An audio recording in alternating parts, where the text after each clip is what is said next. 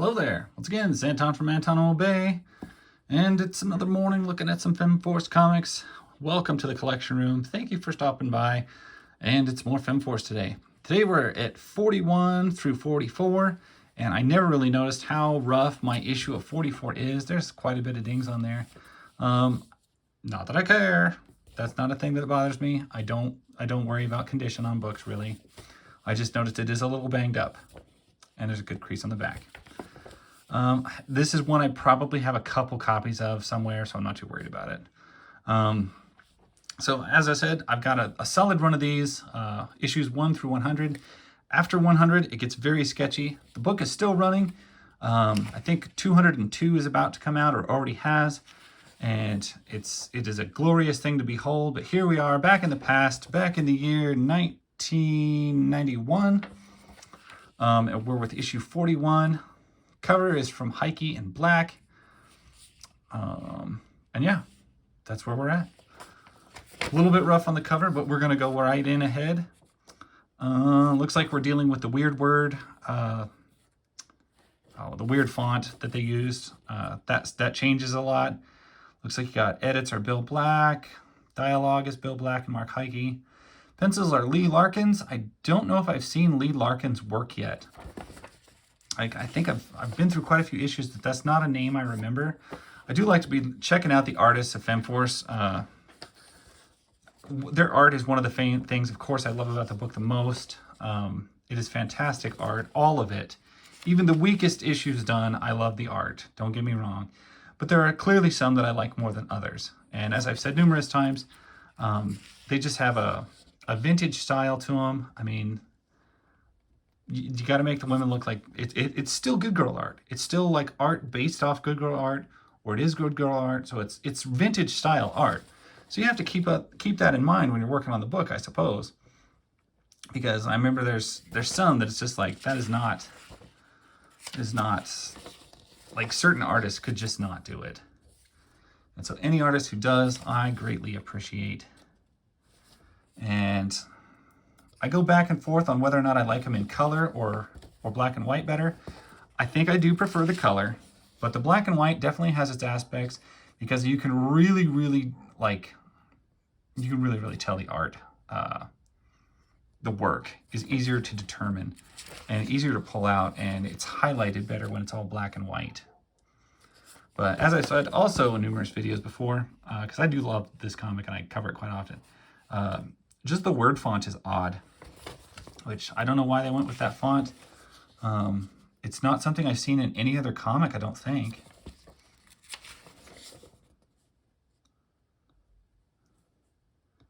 CNN. Where is that that feminist paragon? What not going on?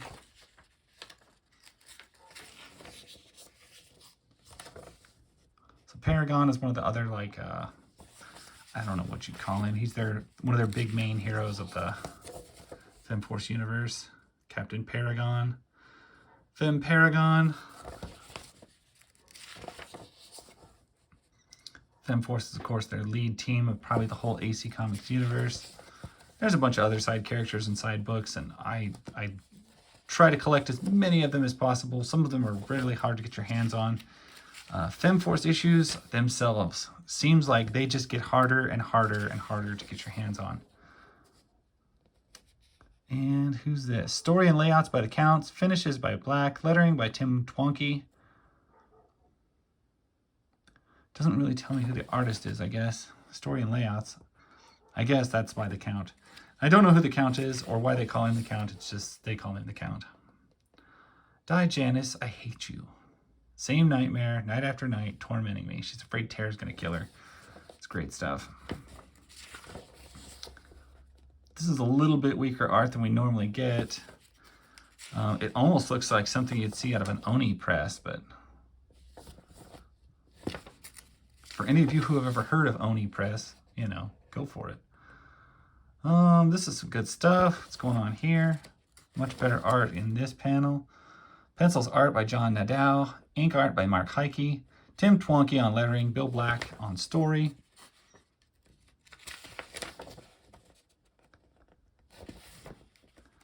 I think I have come across this story once somewhere else. Issue 42. That's an amazing cover. For issue 42. Special inside, the Purple Claw pull-out comic. Ooh, they always pack cool stuff inside these. And very often you get many, many different stories. Pencils, Scott Nimmers. Another name I don't remember coming across before, but it's looking very, very good. He's remembering to keep things round. I don't mean that incorrectly. It's just, you know, not overly muscular, not overly sharp. Keep the edges soft, keep the facial features soft. That's one of the keys, in my opinion, to proper vintage style good girl art. Is to not get too jagged or sinewy or anything like that.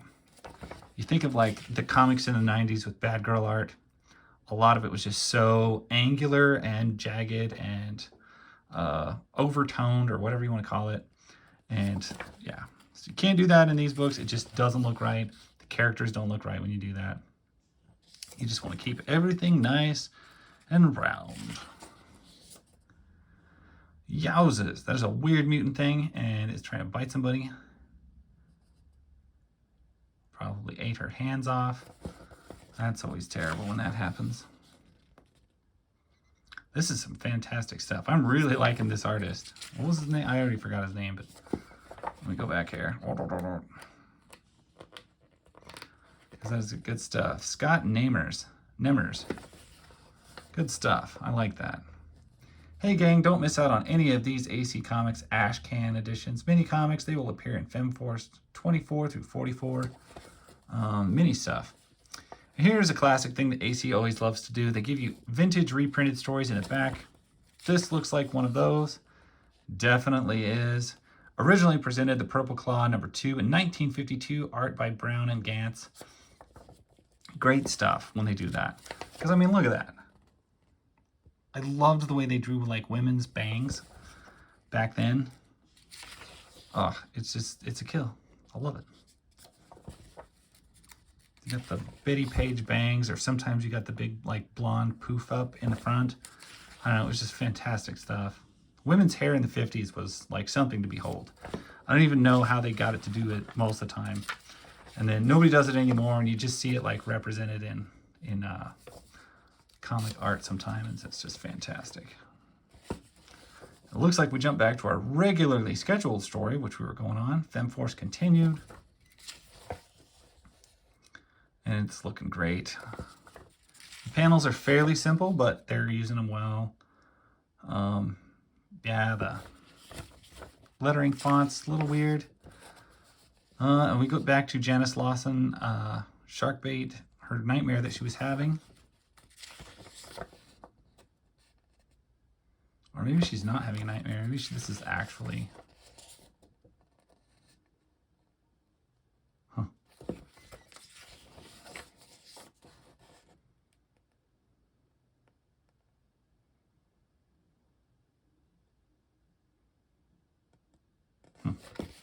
Sad ending to there.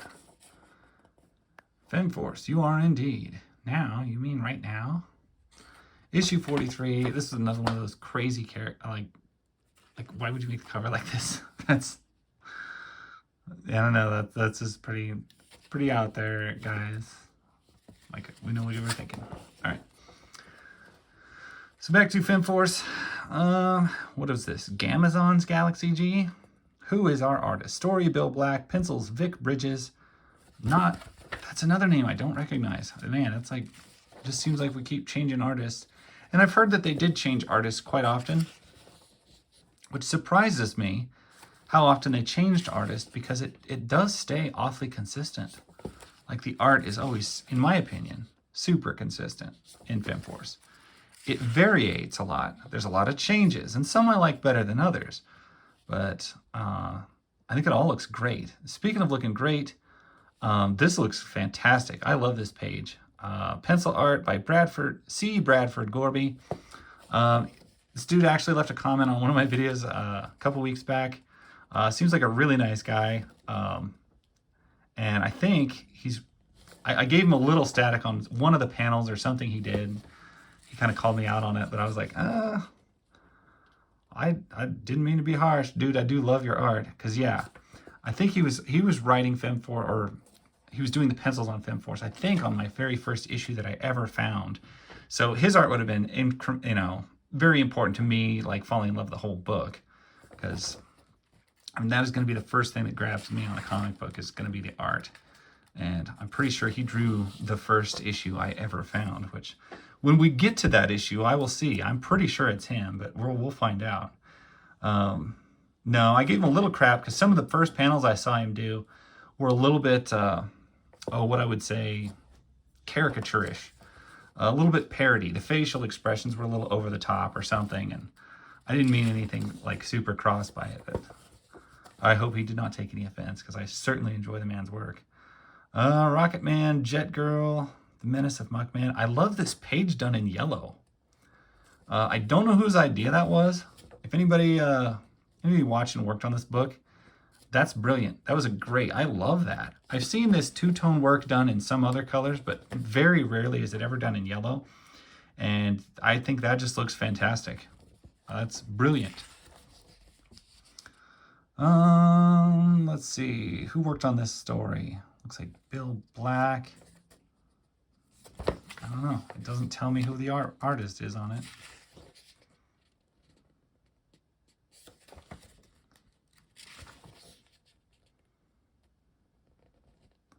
I'm assuming we're still looking at Gorby stuff. Oh, yeah. Mixed in yellow panels. Oh, I love that. I almost love that more than like a full tone color comic book. That just looks fantastic. This was art by Frank Turner. Another name I'm not terribly familiar with. Does that mean this is Frank Turner? Because wowza. Just wow.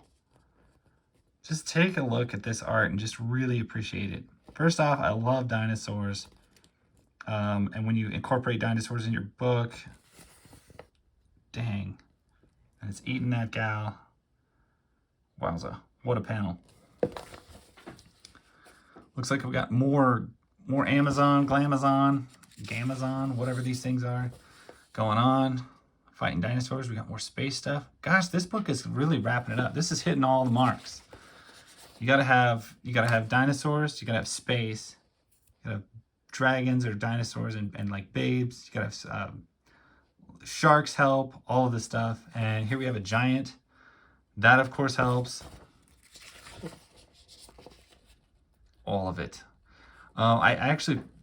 It wasn't a Femforce comic. It was actually a Flare comic that I found that the cover encapsulates all the best things about comics in one page. And it's in it's somewhere in my shorts. I did a little short on just that particular thing because it was so fantastic. Pencils and Inks, John Nadeau.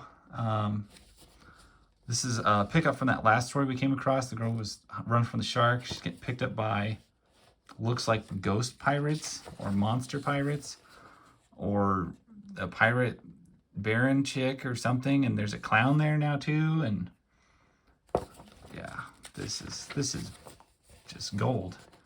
And a Nazis and pirates, and that guy with the steel jaws is here too. This is all too good to be true. It must be a dream.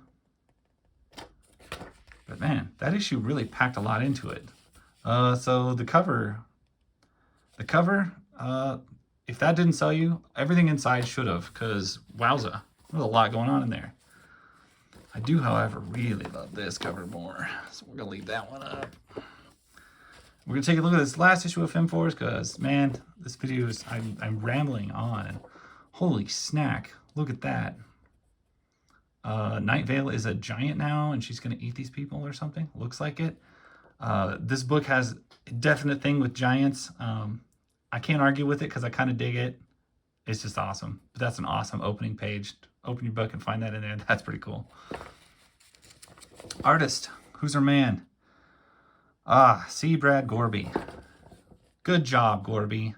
That's a fantastic opening page. Fantastic. And we got it going on. Holy cow, that is some That is some amazing coloring. Why they picked that color to pull out, that's really bizarre. Probably get this video demonetized, but we'll see. Looking good.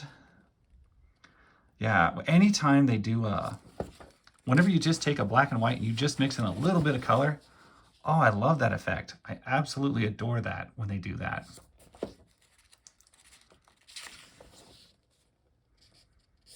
Just like one color mixed in with black and white. Oh, I like that too. A lot. The original Fighting Felines, Catman and Kitten. I would love a copy of that. I have looked all over. I haven't found any Catman or Kitten comics. Very difficult to find. I know they're making a figure of him now. They've made a couple now. But just difficult to locate.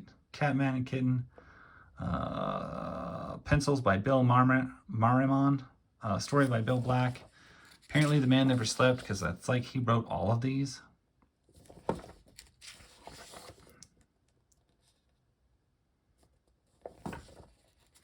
I don't know a whole much about Catman and Kitten, but I love these color panels that they're doing. Absolutely brilliant.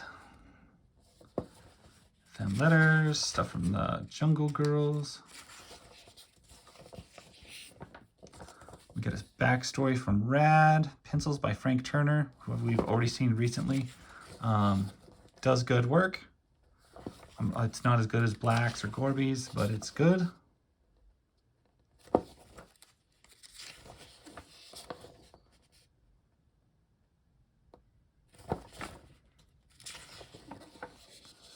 And once again, we're just going to add just a dash of color in one panel on one page throughout the whole book. I don't know why that pops so much, that it just kills me though when they do that. I love that. Getting punched out by an SS Nazi lady. And looks like Azagoth.